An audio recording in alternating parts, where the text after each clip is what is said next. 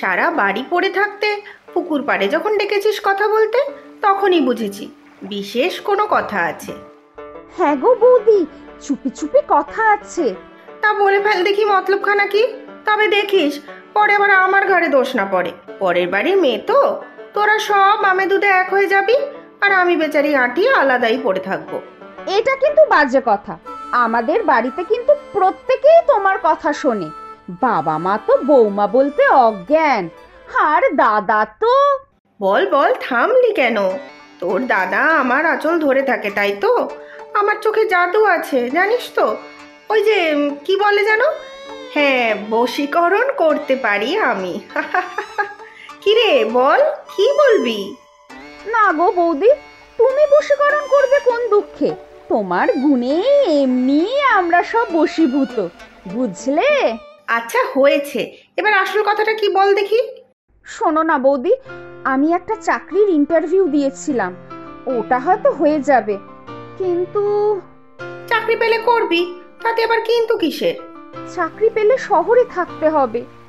কিন্তু দেখবে বাবা মা কেউ রাজি হবে না। মাকে না হয় আমি বোঝাতে পারবো, কিন্তু বাবাকে তুমি রাজি করিও প্লিজ। ও বাবা, শহরে গিয়ে থাকতে হবে নাকি? পারবি তো একা থাকতে? হ্যাঁ পারবো, কেন পারবো না? বাড়ি ভাড়া করে থাকতে হবে নাকি মেসে? মেস হলেই ভালো, নতুন চাকরি, পরে পার্মানেন্ট হলে তখন দেখবো। বাবা কিন্তু সত্যিই রাজি হবে না রে, তোর তো বিয়ের সম্বন্ধ দেখা চলছে। ও বৌদি, তুমি ওদের আটকাও, তুমি তো জানোই সব। সে তো জানি, তুই বাবা মাকে বলবি কিভাবে? তোর দাদাকে না হয় আমি বুঝিয়ে সুঝিয়ে বলবো, রাজিও করিয়ে নেব। তুমি যা করার করো, অমিতের কথা বাবাকে বললে আর আস্ত রাখবে না। তুই এটা ভালোই খেল দেখালি রে নীলা। সারা রাজ্যের এতজন থাকতে শেষমেশ মন দিল ওই মিত্রবাড়ির ছেলেকে, যাদের সাথে আমাদের এবাড়ির আদায় কাজ কলায়। সে কি শুধু আমার দোষ বৌদি?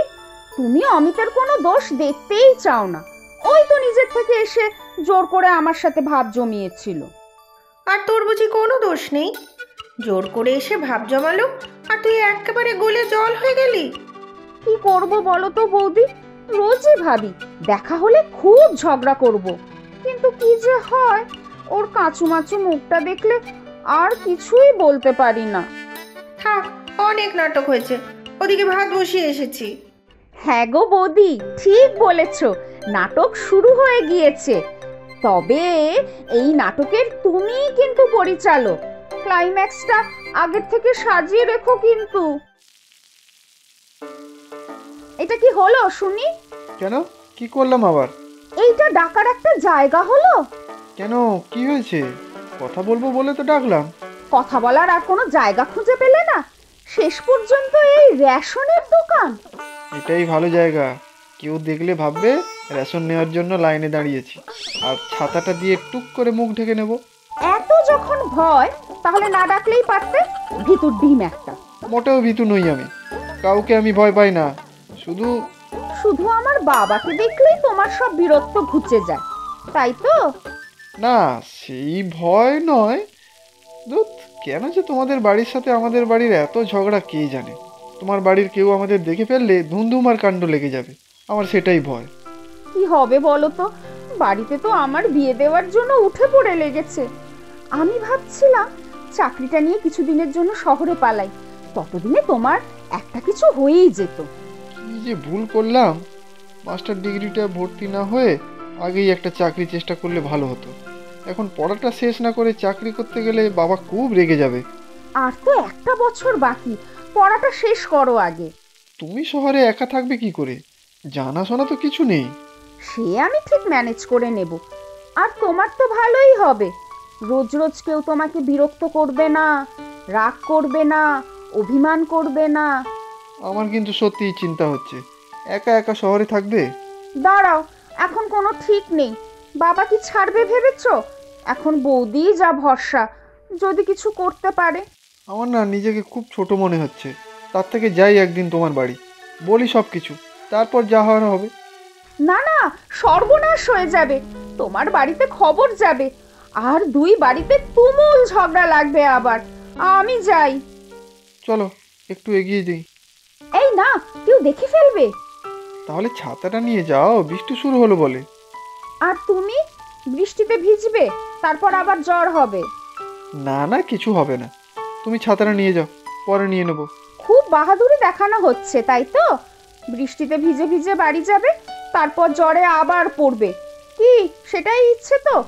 একই চিন্তায় আমার ঘুম হচ্ছে না, তার উপর আবার আরেক চিন্তায় ঘুম হবে না। তাহলে চলো তোমাদের বাড়ির পেছন দিকটাই দিয়ে আসি। যা, এক ছাতায় যাব, যদি কেউ দেখে ফেলে। আচ্ছা চলো, যা হবার হবে।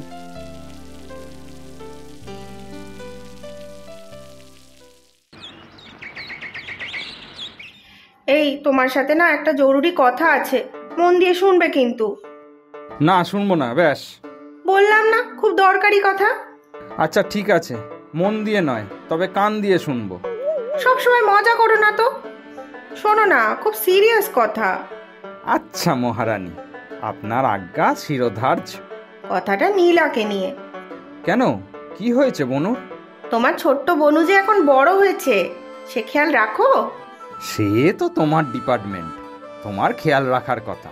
শোনো, দুটো ব্যাপার আছে, পুরোটা ভালো করে শুনবে, মাঝখানে মাথা গরম করবে না বলে দিলাম কিন্তু। কেন, খারাপ কিছু? খারাপ ভালো কিছু হয় না, সবই আপেক্ষিক। কোনো একটা জিনিস কারো কাছে ভালো, আবার কারো কাছে সেটাই খারাপ হতে পারে। কি হেয়ালি করছো বলো তো, আমার কিন্তু টেনশন হচ্ছে। প্রথম ব্যাপারটা হলো, নীলা একটা চাকরি পেয়েছে। চাকরি? কোথায়? শহরে। ওখানে গিয়ে থেকে চাকরিটা করতে হবে, ভালো কাজ। ও একা শহরে থাকবে? যা, এ তো অসম্ভব। জানতাম তুমি এটাই বলবে। আচ্ছা, নীলা যদি তোমার বোন না হয় ভাই হতো, তাহলেও কি একই কথা বলতে? মেয়েদের তোমরা এত অবলা ভাবো কেন বলো তো? আহা, অবলা ভাবতে যাব কেন?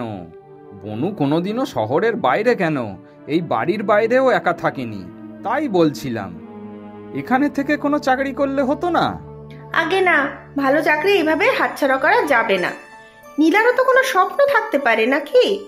দাদা বৌদি হয়ে যদি আমরা ওর পাশে না থাকি, তাহলে ও সাহস পাবে কি করে বলো তো? আচ্ছা আচ্ছা, বুঝলাম। তার মানে বাবা মাকে রাজি করানোর দায়িত্ব আমার তো, কি তাই তো? আগে হ্যাঁ। আর দ্বিতীয় ব্যাপারটা? বলছি, ঠান্ডা মাথায় শুনো কিন্তু। কি বলো তো আভা, দ্বিতীয় ব্যাপারটা বেশ গুরুতর মনে হচ্ছে। সে তোমার বনু কাণ্ডটাই এমন ঘটিয়েছে, তিনি একটি ছেলেকে ভালোবাসেন। ভালোবাসে? বাবা, আমার সেই ছোট্ট বনু এত বড় হয়ে গেছে! বাবা মা জানতে পারলে তো তুমুল কাণ্ড ঘটাবে। তা ছেলেটি কে শুনি?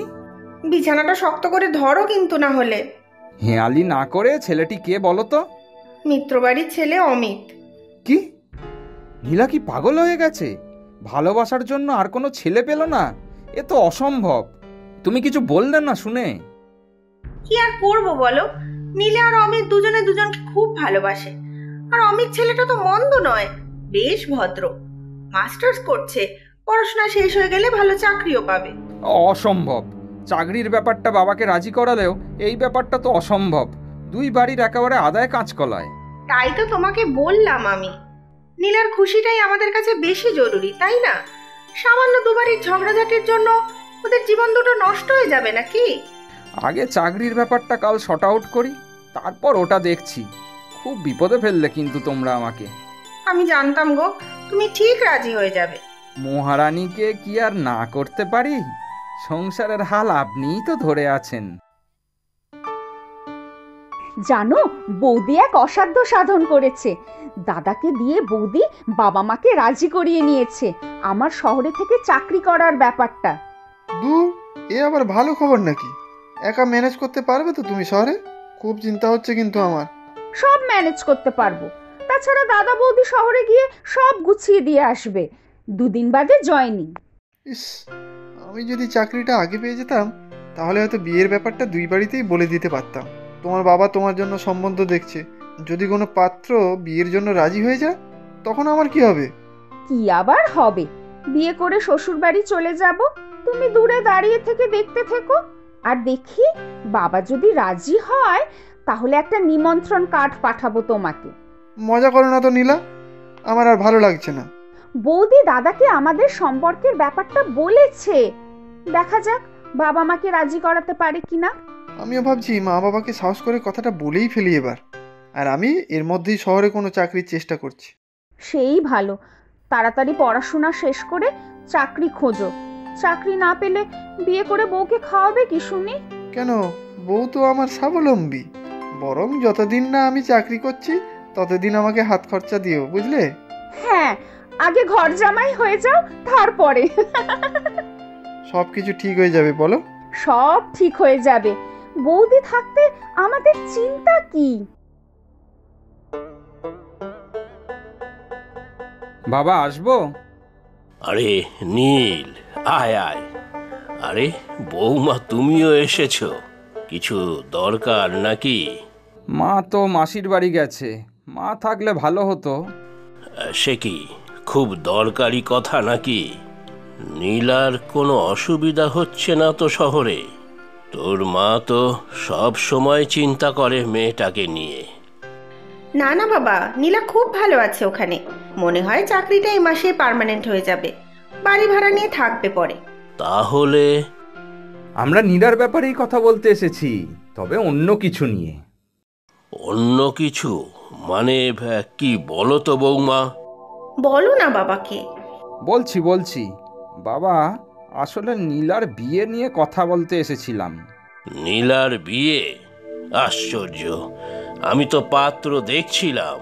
বৌমাই তো বলল 1-2 বছর চাকরি করার পর ওর জন্য ছেলে দেখতে।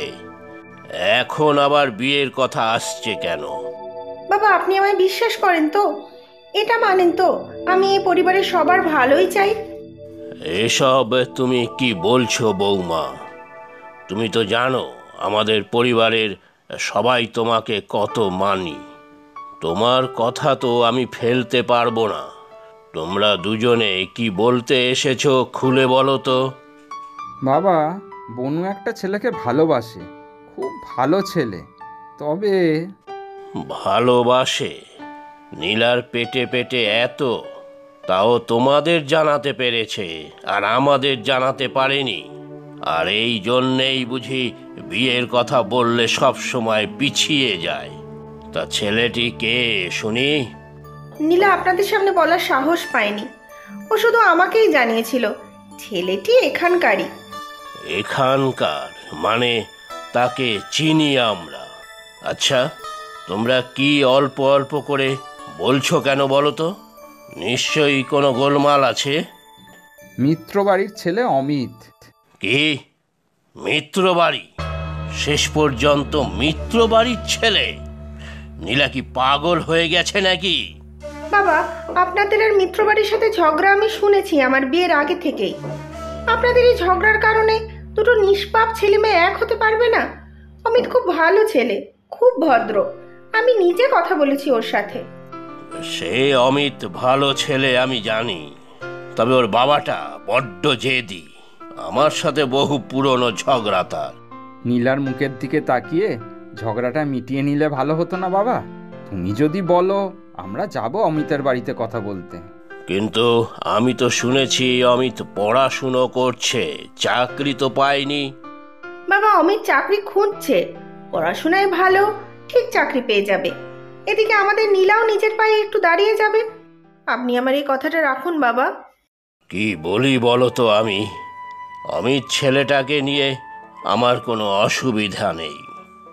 আমি জানি ও খুব ভদ্র নম্র ছেলে, একদম ওর বাপের মতো নয়। ঠিক আছে, এত করে বলছো যখন, তোমাদের মা আসুক, তারপর একসাথে ওদের বাড়িতে গিয়ে দুজনের বিয়ের ব্যাপারে কথা বলে আসবো। সত্যি বাবা? আমি এক্ষুনি নীলাকে ফোন করে কথাটা জানাচ্ছি। নীলা খুব খুশি হবে। আর কি, তোমার মতো এরকম বৌদি থাকতে ননদ কোনোদিনও দুঃখী হতে পারে নাকি? না, কাল গিয়ে অমিতের বাবার সঙ্গে ঝগড়াটা আগে মিটমাট করে আসবো আমি। তারপর ওদের সবাইকে ডাকবো আমাদের বাড়িতে।